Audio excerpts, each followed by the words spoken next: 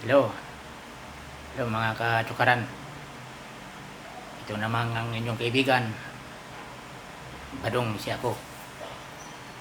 Nagsasabing gandang gabi, magandang umaga, at magandang hapon kung saan man kayo naroroon.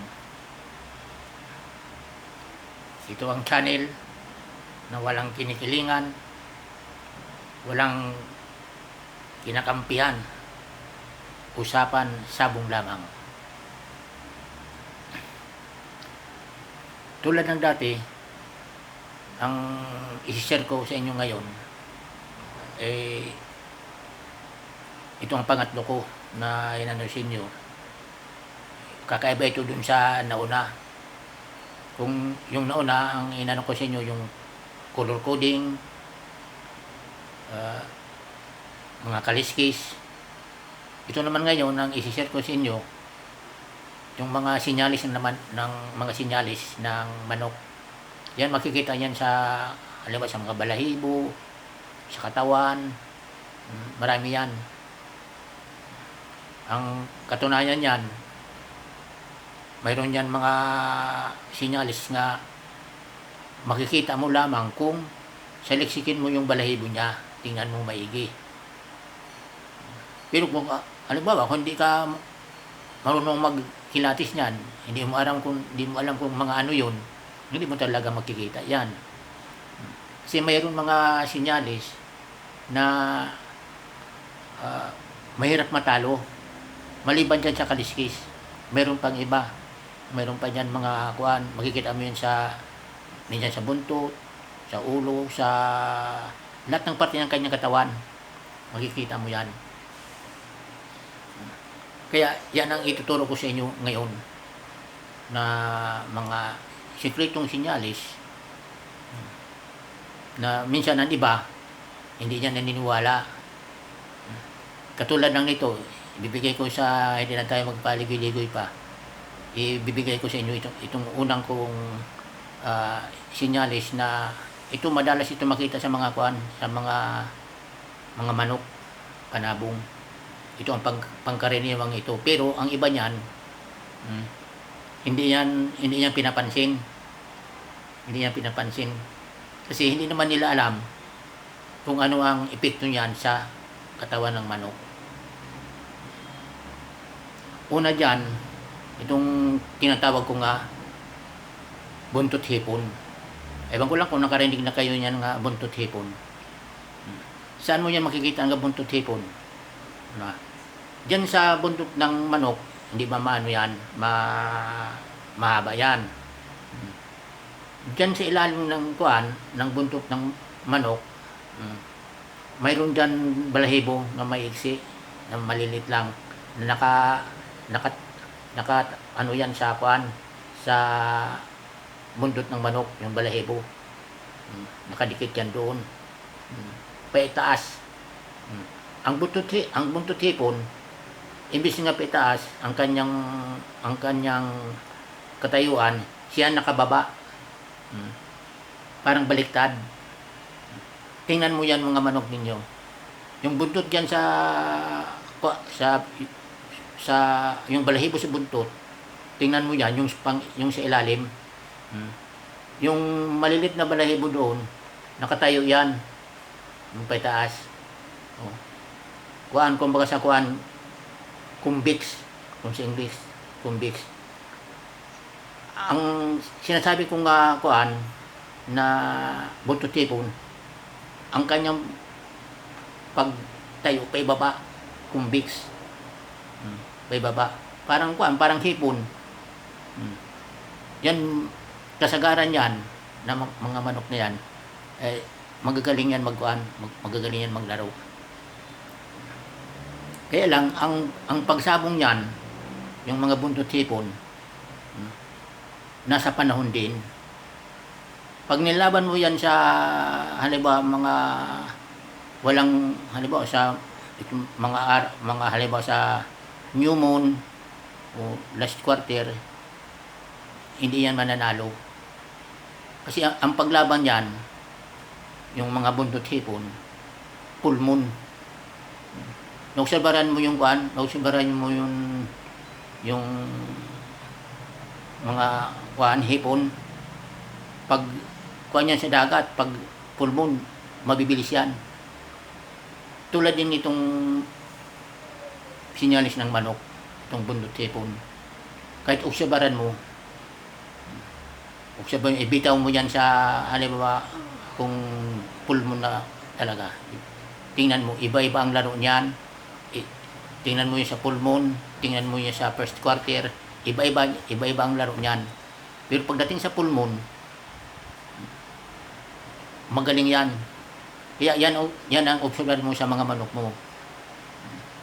Magbibitaw ka lang sa manok mo, first quarter, yan lang sa kuan, new moon, last quarter, full moon.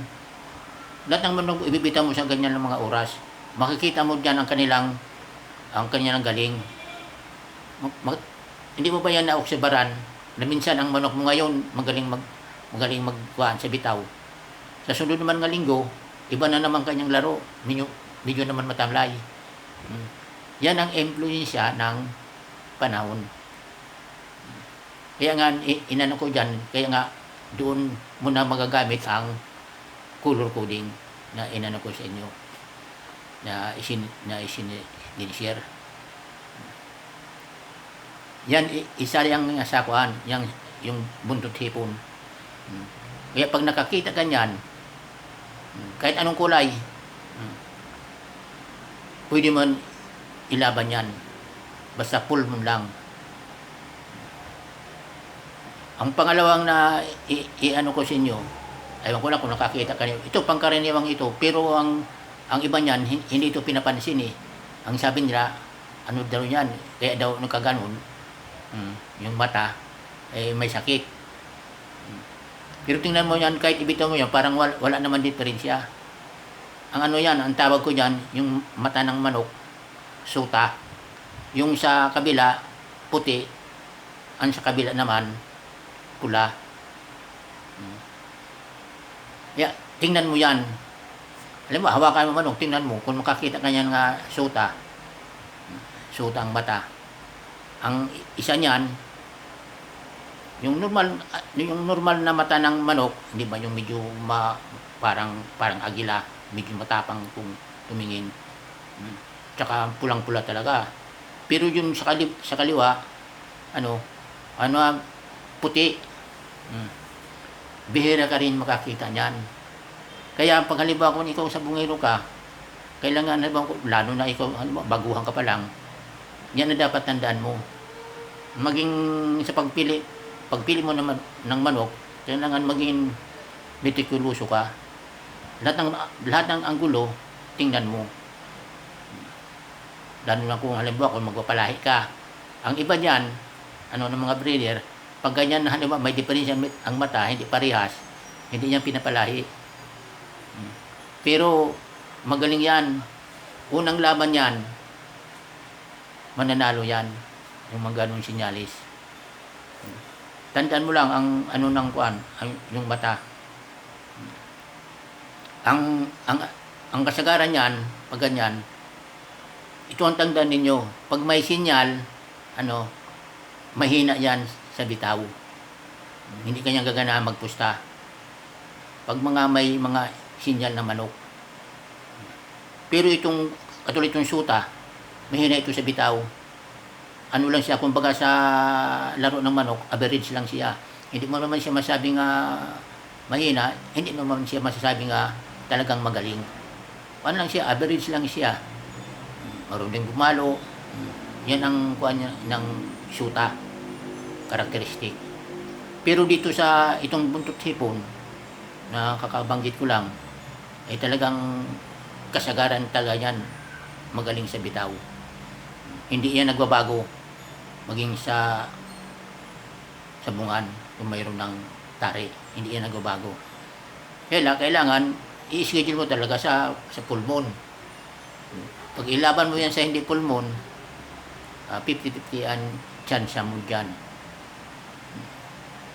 Ang isa pa sa aywan ko lang kung nakakita na kayo nito. Kaya, halimbawa ikaw, naghanap ka ng manok, lahat ng parte ng katawan, ano, titingnan mo. Mm. Ang isa diyan na ano ko, ay wala kung nakakita na kayo nito.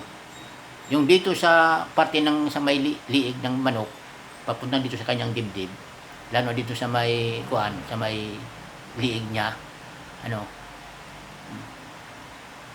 minsan mayroon niyang kuko.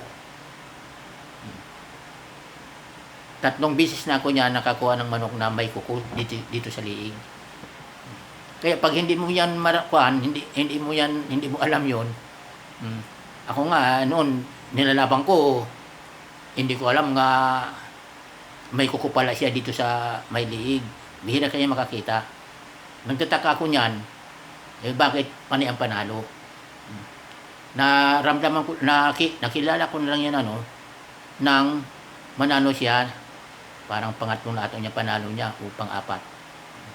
Kasi buhay siya, kaya magkalipas ang 3 araw, namatay siya dahil sa may sugat. Diyan, nang ililibing ko na, tininan ko dito ang kuan, may kuko pala dito sa liig. Yan ang isa sa mga kuan, mga sinyalis na sikreto na hindi nakikita ng ibang tao. Kaya nga, halimbawa kung mayroon ka bibilhin ng manok, mamimili ka ng manok, tingnan mo lahat ang kanyang mga kuan, parte ng kanyang katawan. Ito, tulad ng nasabi ko sa iyo ngayon, una, ipataob mo yung buntot niya, tingnan mo kung buntot hipon. Pangalawa, yung mata. Pangatlo, yung dito sa liig. Anuan mo? Tingnan mo, balahibo kasi na ano yan ang balahibo. Natatakpan yan, hindi mo yan, kung tingnan mo lang yan, hindi mo yan makikita. Kailangan talaga kapain mo sa likod. So, titingnan mo yun dito sa kuan, sa balat niya. Kasi nandun yun. Bihira ka makikita yan. Ako, nakamanok lang yan, mga 3 beses na ako nakamanok yan. Yan ang isi-share ko sa inyo sa araw na ito. Marami pa dito may mga kuan na mga sinyalis na manok na pwede natin mabigyan ng halaga. Kaya ito, isasunod ko itong na vlog i-ano sa inyo kasi maubusan na ako ng oras. Kasi ang iba, pag medyo mahaba na daw ang kwentuhan, medyo nagsasawa na sa kwento, pinapatay na yung ano nila, yung cellphone. Kaya ang ano ko, ginilimitang ko lang sa mga kunting oras lang para hindi naman kayo magsawa sa katitingin sa mukha ko. Sana naman mayroon kayo napulot na kunting aral sa akin. Kung mayroon kayong mga kaibigan, i-share naman ninyo itong video ko. Tsaka, wag mo naman kalimutan. Subscribe. Pag-subscribe. Pindot lang sa ilalim. Hanggang dito na lamang. At sa sunod, marami pa tayong pagkwentuhan. Itong sunod-sunod ko ito, itong topic ko puro naman tayo sa lahat ito, sa mga sinyalis na manok. Marami ako nito nakahanda na ng mga sinyalis na manok. Ito, kumbaga sa kuan, sabi nga niya, proven and tested. Sa mga taong naniniwala. At saka, kung marunong ka maghanap, magkilatis, kung saan mo ito matatagpuan ng mga sinyalis. Kaya ito, sinishare ko sa inyo. Para naman yung mga big timer dyan, kung maniwala kayo sa akin, pag sinunod mo itong lahat, mayroon sila paglalagyan. Sana naman nakadulot ako sa inyo medyo magandang kwentong sabong. Maraming salamat sa inyong panonood. Hanggang sa muli, mga katsukaran. Bye-bye.